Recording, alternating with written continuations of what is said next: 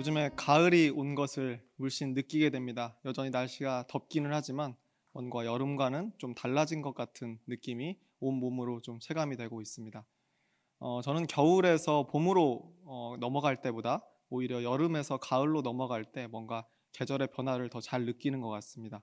의외라고 생각하실지도 모르겠지만 뭔가 봄은 없던 것에서 무언가가 새롭게 생겨나는 느낌이라고 한다면, 이 여름에서 가을로 넘어갈 때쯤 되면 이 뭔가 변화되는, 색도 변화하고 또 기온도 변화하고 햇빛도 뭔가 바뀌는 것 같은 그런 느낌이 들게 됩니다.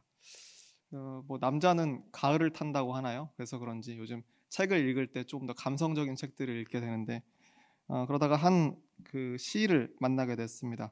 박노해 시인의 나 하나의 혁명이라고 하는 시인데, 제가 읽어 드리겠습니다. 천지간에 나 하나 바로 사는 것. 이 지구 위 인류 모두가 나처럼 먹고 쓰고 생활한다면 이 세상이 당장 좋아질 거라고 떳떳이 말하며 살아가는 사람. 내가 먼저 적게 벌고 나눠 쓰면서 덜 해치고 덜 죄짓는 맑아진 얼굴로 모두 나처럼만 살면 좋은 세상이 되고 푸른 지구, 푸른 미래가 살아난다고 내가 먼저 변화된 삶을 사내는 것. 그것이 진리의 모든 것이다. 그것이 희망의 모든 것이다. 그것이 혁명의 시작과 끝이다. 천지간에 나 하나 바로 사는 것. 좋으신가요? 저는 이걸 읽는데 뭔가 가을이라서 그런지 더 마음에 잘 와닿았던 것 같습니다. 나 하나 바로 사는 것, 그것이 그토록 중요한 일인가라는 생각이 들기 마련인데, 박노해 시인의 이 말씀은 그렇다라고 그렇게 이야기를 합니다. 한편으로는 나 하나 바로 산다라고 하는 게 그렇게도 어렵더라라고 하는 자기 성찰에 가까운 시가 아닐까, 저는 그렇게 한번 생각을 해봤습니다.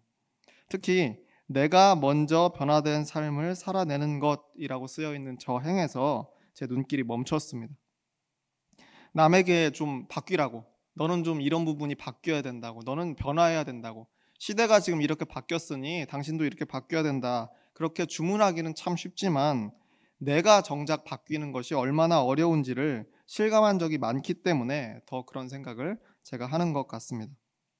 성경 속 인물 중에 이 변화라고 하는 단어가 가장 잘 어울리는 사람을 하나 꼽는다면 역시 사도 바울이 아닐까 생각합니다. 사도 바울은 성경에 나오는 여러 인물들 중에서 가장 극적인 삶을 산 사람이었습니다. 뭐 노예에서 총리까지 쭉 올라가게 된 요셉이나, 혹은 버려진 아이에서 이집트의 왕자처럼 된 이 모세, 뭐 그런 사람들도 있었지만, 바울처럼 삶의 목표가 완전히 바뀌었던 사람, 삶의 목표가, 그리고 삶을 살아가는 방향이 완전히 정반대로 바뀐 인물은 제가 보기엔 바울이 유일하지 않나 생각을 합니다. 예수를 믿던 많은 사람들을 잡아서 가두는 그런 선봉에 있었던 이 바울이 그 예수를 전파하는데 온 몸을 바쳐서 헌신하는 사람이 되기까지, 참 극적인 변화 아니겠습니까? 그런데 이 극적인 바울의 변화를 우리가 이야기할 때 우리는 한 가지 사건을 떠올리게 됩니다. 바로 다메섹으로 가는 길에서 아마 약 한 3일 정도 눈이 멀었던 그 사건을 우리가 떠올리게 되는 거죠. 그때 바울이 이렇게 변화했구나. 사도행전 9장을 보면 그 장면이 기록되어 있습니다. 이렇게 되어 있습니다. 사울이 주의 제자들에게 대하여 여전히 위협과 살기가 등등하여 대제사장에게 가서 사울이 길을 가다가 다메섹에 가까이 이르더니 호련히 하늘로부터 빛이 그를 둘러 비추는지라. 땅에 엎드려져 들음에 소리가 있어 이르시되 사울아 사울아 내가 어찌하여 나를 박해하느냐 하시거늘 대답하되 주여 누구시니이까 이르시되 나는 내가 박해하는 예수라. 이 빛을 만나 쓰러지기 직전까지도 바울은 1절에서 보면 그렇게 돼 있죠. 여전히 위협과 살기가 등등했다. 거꾸러지기 직전까지도 위협과 살기가 등등했다.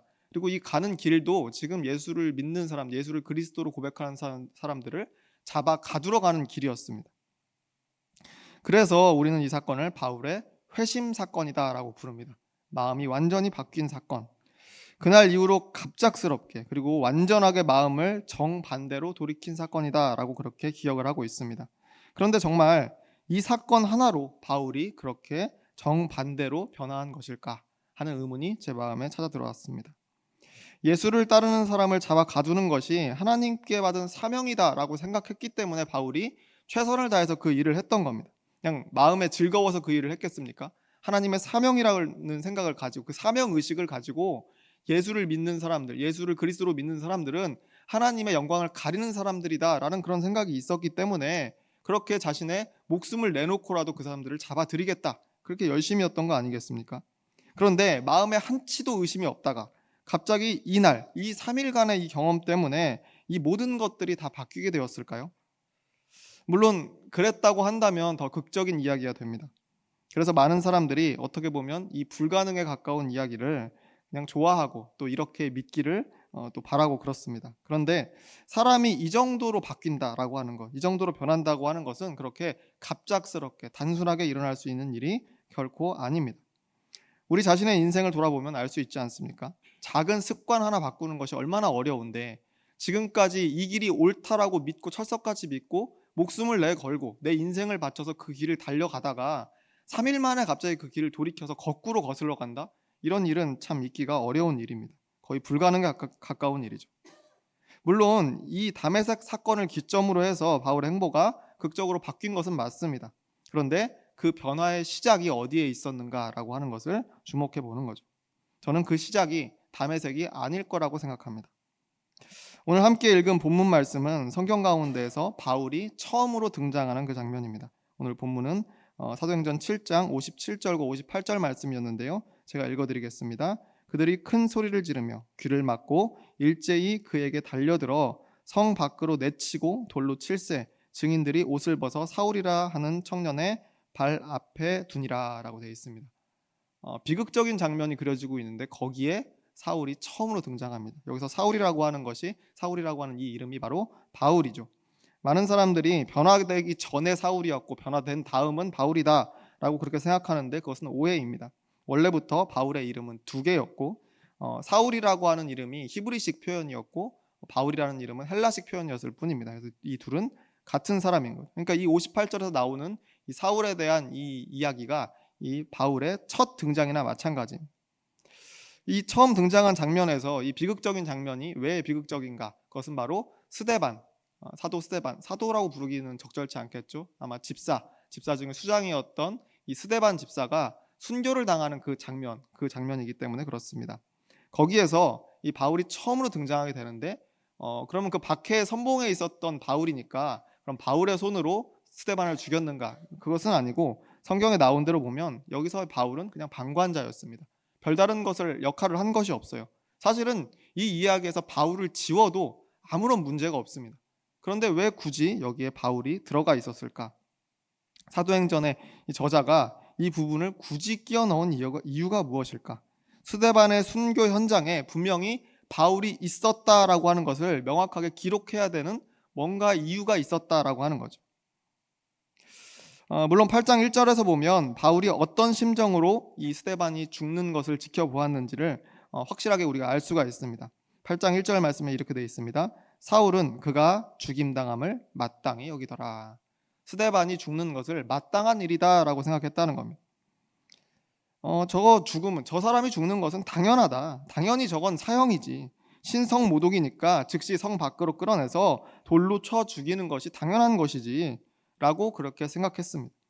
이후에도 바로 큰 박해에 바울이 가담하게 됩니다. 예수를 믿는 사람을 잡아 가두던 그런 역사들이 계속해서 이어지는 겁니다. 그렇다면 스데반의 죽음을 목격하던 이때도 그 직후에도 여전히 바울은 예전 그대로였던 겁니다. 전혀 마음이 바뀌지 않은 것 같은데 사도행전은 왜 굳이 바울이 여기에 있었다라고 기록을 해두었냐 하는 거죠. 바울이 목격했던 장면은 스데반이 돌에 맞아서 순교하기 직전에 자신을 잡아 고발하는 사람들에게 이 최후 변론을 하던 그런 장면입니다. 6장 13절 이하에 이렇게 되어 있습니다. 거짓 증인들을 세우니 이르되 이 사람이 이 거룩한 것과 율법을 거슬러 말하기를 맞이 아니하는도다. 그의 말에 이 나사렛 예수가 이곳을 헐고 또 모세가 우리에게 전하여 준 규례를 고치겠다 함을 우리가 들었노라거늘 대제사장이 이르되 이것이 사실이냐. 대제사장 앞에서 지금 고발을 당하는 상황이었고 그 스데반에게 대제사장이 묻는 겁니다. 이게 사실이냐? 이 말에 대해서 어떻게 대답하느냐에 따라서 생사가 갈리게 되겠죠. 그런데 여기서 이 스데반의 대답이라고 하는 것은 변론이야. 나 자신을 변호하는 것이 아니라 그냥 최후 진술에 가까웠습니다. 자신의 목숨을 살리기 위해서 스스로 변호하는 게 아니라 죽기를 각오하고 소신껏 말하기 시작했다는 겁니다. 지금 바울이 보고 있는 장면이 바로 그거였다는 거예요. 소신껏 말하고 있는 장면. 죽음을 각오하고 소신껏 말하는 그 시간.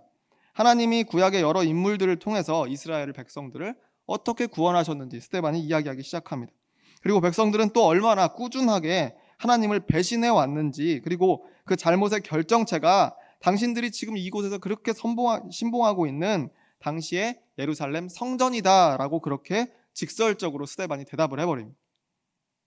사람들은 그 당시의 사람들 중에 이 마음을 건드리면 안 되는 그 선이 있었습니다. 그 선을 넘어가는 게 뭐냐면 성전에 대한 비판이었어요. 이스라엘 백성들에게 이 성전이라고 하는 존재는 엄청난 의미를 가지고 있었습니다. 이 성전에 대해서 아무도 뭐라고 할 수가 없는 것이었습니다. 그런데 여기서 스데반이 그것을 직설적으로 이야기합니다. 예루살렘 성전에 대해서 쓴소리를 한 거예요. 그러니까 사람들이 분노를 폭발시켜 버립니다. 그래서 결국 스데반이 그 즉시 끌려가서 돌에 맞아서 순교하게 됐던 겁니다. 청년 바울이 있었던 그 현장이 바로 이곳이었습니다. 여기서 이 스데반의 최후 변론을 그가 함께 들었다는 겁니다. 이 스데반의 설교는 다른 말로 그러니까 최후 변론이라고도 하지만 이 스데반의 설교라고 불리는 이 내용들은 그 내용에 참 힘이 있는 내용들이 담겨 있습니다. 그 내용에 많은 부분들이 있지만 그 절정에 해당하는 부분은 오늘 함께 이 말씀을 읽어보면 좋을 것 같은데 46절 이하의 말씀에 나옵니다. 46절과 47절 말씀인데 함께 읽겠습니다. 다윗이 하나님 앞에서 은혜를 받아 야곱의 집을 위하여 하나님의 처소를 준비하게 하여 달라고 하더니 솔로몬이 그를 위하여 집을 지었느니라. 이거 길지 않은 문장인데 여기 상당히 예리한 지적이 담겨 있습니다. 성전이 건축되던 과정에 대해서 말하고 있는데 일단 성전을 건축하기로 했던 사람은 우리가 잘 알다시피 다윗 왕입니다. 다윗 왕 때 성전이 계획이 됐죠. 그래서 근데 여기서 다윗이 하나님 앞에 은혜를 받아 야곱의 집을 위하여라고 그렇게 분명히 스데반이 이야기하고 있습니다. 야곱의 집을 위하여 처소를 준비하게 하여 달라고 하니 누구를 위해 지었다고 되어 있습니까? 야곱의 집을 위해, 야곱의 가문을 위해, 즉 하나님께 받은 축복을 대대로 잇는 징표로서 성전을 건축하려 했다라고 그렇게 스데반이 표현하고 있는 겁니다. 지금 거칠고 굉장히 도발적인 말을 스데반이 하고 있다는 거예요. 다윗이 성전을 건축하려 한 것이 하나님을 위해서가 아니라 가문과 백성을 위해서 그런 것이 아니냐라고 그렇게 직설적으로 이야기하는 겁니다. 사실 그에 대해서 우리가 이렇다 저렇다 판단하기는 굉장히 어렵습니다. 그런데 구약성서 역대상 17장 3절과 4절 말씀을 제가 찾았는데 거기에 이렇게 되어 있습니다. 그 밤에 하나님의 말씀이 나단에게 임하여 이르시되 가서 내 종 다윗에게 말하기를 여호와의 말씀이 너는 내가 거할 집을 건축하지 말라라고 되어 있습니다. 하나님께서는 성전을 건축하지 말라고 하신 부분이 있습니다. 그러면서 덧붙이시기를 나는 지금까지 너희 이스라엘 백성이 어디로 가든지 그곳에 함께 했는데 내가 어느 사사나 예언자에게 집을 지어달라고 내가 한 번이라도 부탁한 적이 있느냐라고 하나님께서 이야기하시는 거죠. 그런데 그것도 후손이 성전 직접 다윗이 지을 것도 아니고 이 다음 후손 솔로몬이 그것을 지을 것이다라고 그렇게 하나님께서 이야기하는 겁니다. 근데 이것도 이 다음 후손에게 넘겼을 뿐이지 다윗이 지을 거라고 지금 하나님께서 허락하신 것이 아니지 않습니까? 성전의 필요성에 대해서 하나님께서는 필요가 없다라고 분명히 말씀을 하셨다는 거죠. 그리고 나서 다윗이 죽고 솔로몬이 왕이 되었을 때 비로소 성전을 정말로 짓게 됩니다. 그때 하나님께서 솔로몬에게 또한 이런 당부를 하셨습니다. 열왕기상 6장 12절 말씀인데 이렇게 되어 있습니다. 내가 지금 이 성전을 건축하니 내가 만일 내 법도를 따르며 내 율례를 행하며 내 모든 계명을 지켜 그대로 행하면 내가 내 아버지 다윗에게 한 말을 내게 확실히 이룰 것이요. 이렇게 하나님께서 당부하셨습니다. 성전을 건축하니에서 끝난 게 아니에요. 성전을 건축했으니까 너희에게는 복을 받을 것이다.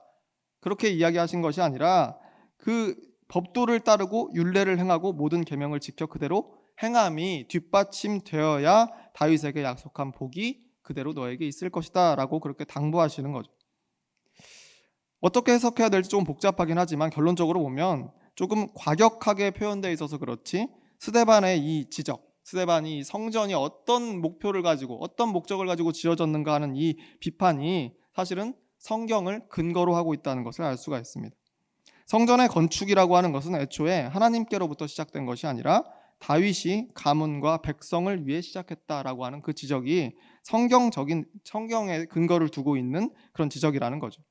다시 말해서 그 성전을 통해서 하나님 말씀을 더 잘 듣고 순종하고 그 법도를 지켜 행한다고 한다면 이 모든 것이 결국에는 선한 일이 되겠지만, 성전 건축 그 자체로 모든 것을 다 한 것처럼 생각하는 것은 착각이다라고 그렇게 이야기하는 겁니다.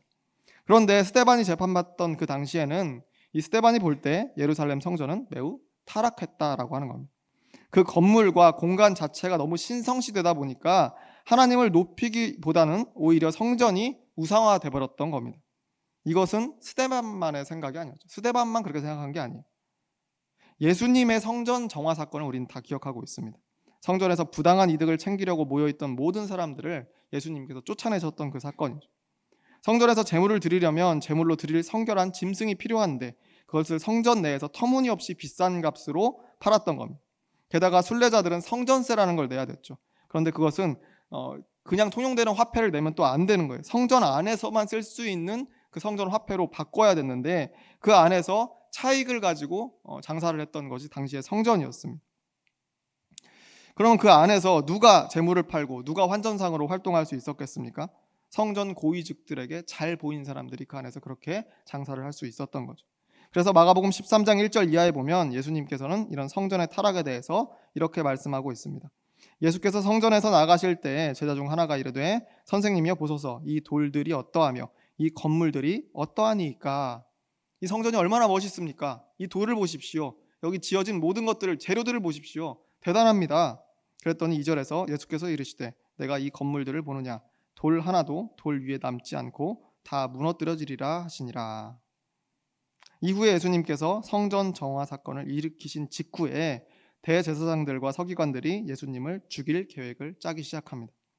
공회에서 예수님의 죄목을 고발할 때도 성전을 모독했다는 말을 가장 강조합니다. 그리고 스데반이 공회에 끌려가서 고발당하던 죄목도 예수님 때와 똑같이 성전 모독이었습니다. 그 후에 스데반을 돌로 칠 때에도 이 성전을 건드리는 말을 했기 때문에 즉결 처분을 했던 거죠. 유대인들이 성전에 그토록 민감했다는 겁니다. 그 이유는 예수님 십자가 사건 전후가 이 성전에 대한 비정상적인 숭배와 타락이 가장 심각했던 때였기 때문에 그 민감함이 계속해서 이 이야기 속에서 강조가 되고 있는 겁니다. 이건 기득권을 가지고 있는 유대인들에게는 건드리면 안 되는 아킬레스건과 같은 그런 부분이었습니다. 그런데 스데반은 성경 속 이야기를 들어서 거침없이 그 부분을 비판했습니다. 이 비판하는 내용을 바울이 보고 있었다는 겁니다. 스데반이 한 것이 아니고 그에게 임한 성령을 통해 하나님이 말씀하고 계시는 것을 바울이 목격을 했다는 거예요.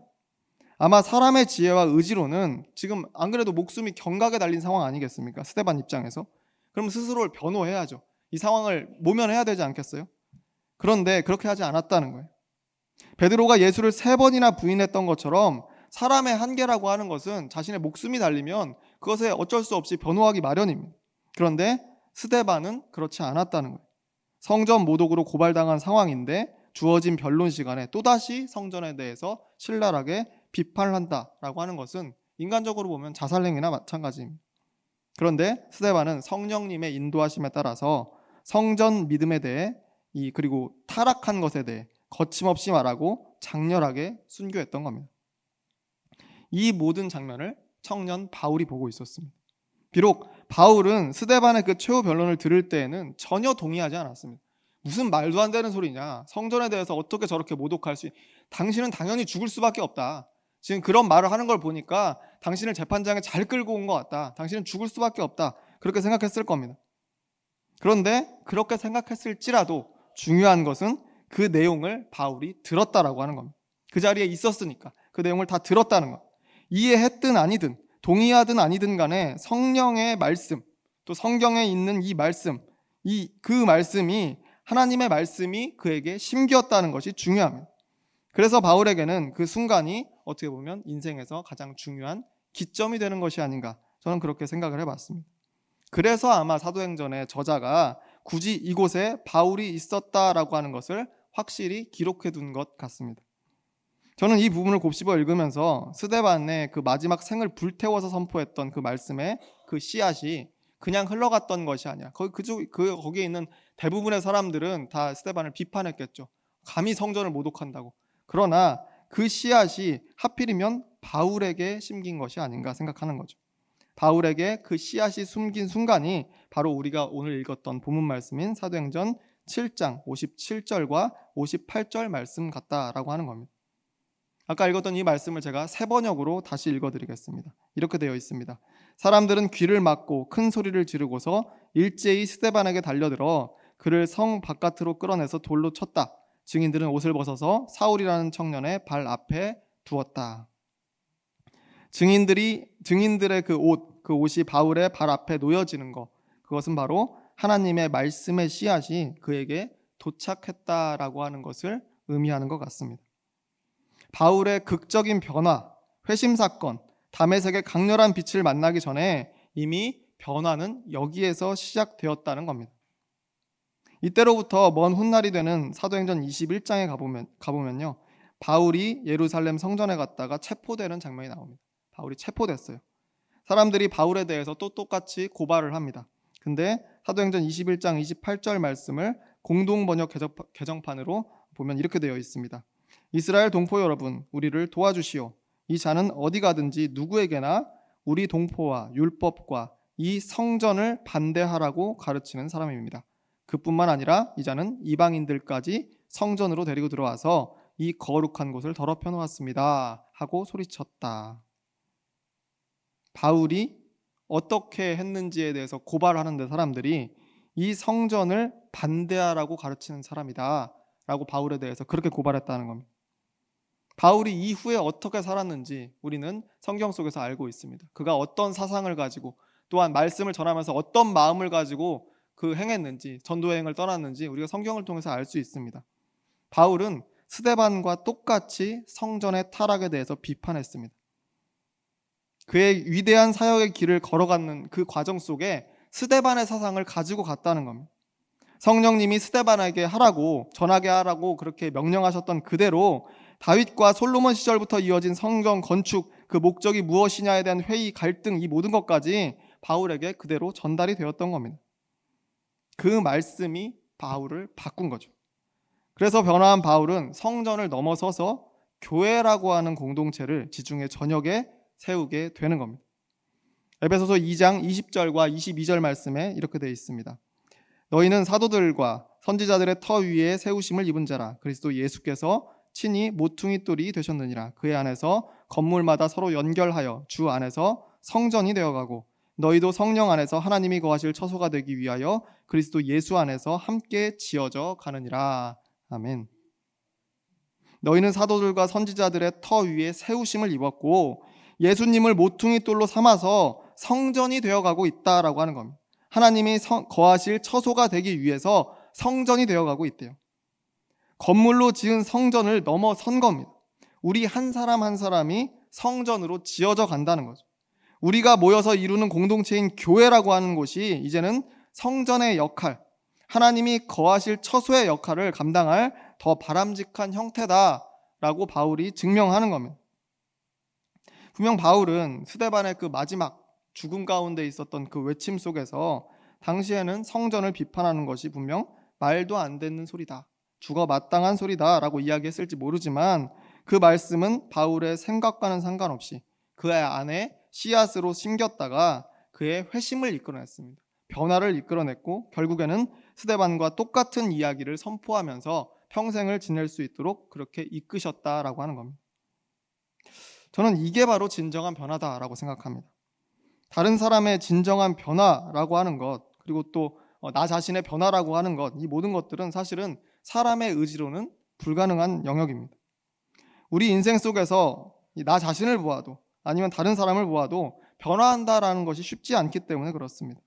진정한 변화라고 하는 것은 하나님께로부터 오는 것입니다.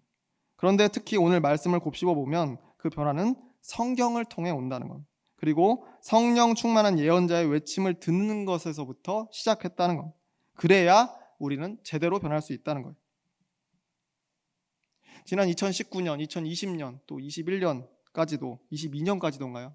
코로나19 바이러스 때문에 그 팬데믹 때문에 모든 이들이 큰 타격을 받으면서 우리의 삶이 참 많이 바뀌었다라고 사람들 이야기합니다. 그러면서 바뀌어진 삶에 맞추어서 우리도 변화해야 된다라고 입을 모아서 이야기했습니다. 특히 교회와 신앙인들은 어떻습니까? 코로나로 인해서 큰 피해를 입었고 또 그 가운데 교회의 민낯이 드러나는 여러 가지 일들 때문에 마음이 속상한 일들이 많이 있었습니다. 그래서 교회와 신앙인들도 이제는 변화해야 된다. 변화하지 않으면 안 된다라고 거듭해서 말을 해왔습니다. 그런데 변해야 된다라고 하는 그 외침만으로는 제대로 변할 수 없다라는 것을 우리는 이미 알고 있습니다. 무엇이 잘못된 것인지 또 무엇은 잘하고 있는 것인지 우리는 사실 정확하게 알 수가 없기 때문에 그렇습니다. 교회라고 하는 공동체는 하나님의 섭리가 작용하는 공동체이기 때문에 우리가 판단하기가 어렵다는 거죠. 바울도 그렇지 않았습니까? 바울이 예수를 믿던 사람들을 핍박하던 것 또한 당시 그 자신에게는 고결한 사명이었습니다. 옳은 길이었어요. 예수를 믿는 사람을 핍박하는 것이 하나님이 기뻐하시는 일이다 생각하고 그 일을 했던 겁니다. 성전의 거대한 위용을 보면서 감탄했던 사도들처럼 바울 또한 그렇게 성전의 겉모습을 사랑하던 사람이었습니다. 그것을 옳다고 생각하는 것이 당연한 일이었으니까. 그런데 그런 그에게 3일 동안 눈이 안 보일 정도로 처절하게 몸부림치면서 하나님의 뜻을 바로 알아가는 그런 과정이 찾아왔다는 거예요. 자신의 모든 업적이 전부 부정되고 하나님을 위하는 일이라고 철석까지 믿었는데 오히려 네가 나를 박해했다라는 음성을 듣기에까지 이르게 된 겁니다. 이와 같은 고뇌의 시간 때문에 이 변화가 있을 수 있었는데 이 고뇌의 시간을 맞이하게 된 것, 바로 그 시작은 스데반을 통한 말씀 때문이었다라는 것을 기억하시길 바랍니다. 그 변화의 시작점에 하나님의 말씀이 있었다는 것을 우리는 꼭 기억해야 됩니다. 그러니까 우리의 변화의 시작 또한 말씀에 있다라고 하는 사실을 여러분 믿으시길 바랍니다. 바라기는 청년 바울에게 던져졌던 증인의 옷자락이 이제 우리에게도 향하게 되기를 소망을 합니다. 변화해야 된다는데 이 시대는 변화하지 않으면 안 된다는데 내 지식과 판단으로 변하는 것이 아니라 말씀으로, 비록 그때는 이해하지 못했고 지금은 이해하지 못하고 아멘하지 못했어도 우리 마음밭에 주일마다 그리고 또 매일매일 던져지는 그 말씀들로부터 자라나는 그 싹들이 우리를 진정으로 변화시키는 그 역사가 우리에게 있기를 바랍니다. 그래서 언젠가 우리 모두 변화한 후에 변화의 시작, 그곳에는 언제나 말씀이 있었음을 고백하는 저와 여러분이 모두 되시기를 간절히 소망합니다. 기도하겠습니다.